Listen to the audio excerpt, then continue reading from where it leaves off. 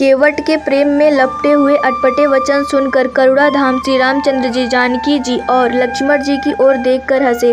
कृपा के समुद्र श्री रामचंद्र जी केवट से मुस्कुराकर बोले, भाई तू वही कर जिससे तेरी नाव ना जाए।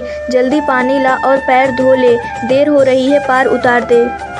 एक बार जिनका नाम स्मरण करते ही मनुष्य अपार भवसागर के पार उतर जाते हैं और जिन्होंने वामना अवतार में जगत को 3 पग से भी छोटा कर दिया था, 2 ही पग में त्रिलोकी को नाप लिया था, वही कृपालु श्री रामचंद्र जी गंगा जी पार उतरने के लिए केवट का निहोरा कर रहे हैं।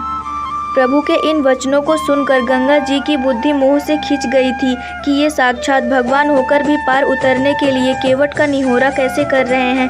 परंतु समीप आने पर अपनी उत्पत्ति के स्थान पर पदन खो को देखते ही उन्हें पहचान कर देव नदी गंगा जी हर्षित हो गई। वे समझ गई कि भगवान नर लीला कर रहे हैं। इससे उनका मोह नष्ट हो गया और इन चरणों का स्पर्श प्राप्त करके मैं धन्य होंगी, यह विचार कर वे हर्षित हो गई। केवट श्री राम जी के आज्ञा पाकर कठौते में भरकर जल ले आया। अत्यंत आनंद और प्रेम से उमग कर वह भगवान के चरण कमल धोने लगा। सब देवता फूल बरसाकर सिहाने लगे कि इसके समान पुण्य की राशि कोई नहीं है। चरणों को धोकर और सारे परिवार सहित स्वयं उस जल चरणोदक को पीकर पहले उस महान पुण्य के द्वारा अपने पितरों को भवसागर से पार कर फिर आनंद पूर्वक प्रभु श्री रामचंद्र जी को गंगा जी के पार ले गया। निषाद राज और लक्ष्मण जी सहित श्री सीता जी और श्री रामचंद्र जी नाव से उतरकर गंगा जी की रेत बालू में खड़े हो गए। तब केवट ने उतरकर दंडवत की। उसको दंडवत करते देखकर प्रभु को संकोच हुआ कि इसको कुछ दिया नहीं।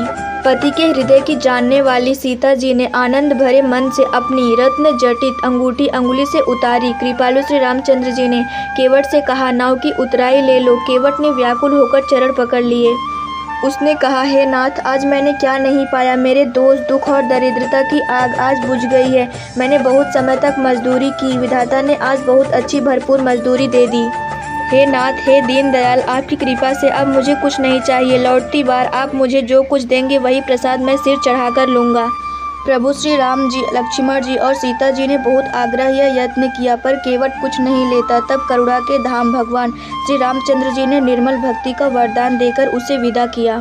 फिर रघुकुल के स्वामी श्री रामचंद्र जी ने स्नान करके पार्थिव पूजा की और शिव जी को सिर नवाया। सीता जी ने हाथ जोड़कर गंगा जी से कहा, हे माता, मेरा मनोरथ पूरा कीजिए, जिससे मैं पति और देवर के साथ कुशल पूर्वक लौट आकर तुम्हारी पूजा करूं। सीता जी की प्रेम से सनी हुई विनती सुनकर तब गंगा जी के निर्मल जल में से श्रेष्ठ वाणी हुई, हे रघुवीर की प्रियतमा जानकी, सुनो, तुम्हारा प्रभाव जगत में किसे नहीं मालूम है। तुम्हारी कृपा दृष्टि से देखते ही लोग लोकपाल हो जाते हैं। सब सिद्धियां हाथ जोड़े तुम्हारी सेवा करती हैं।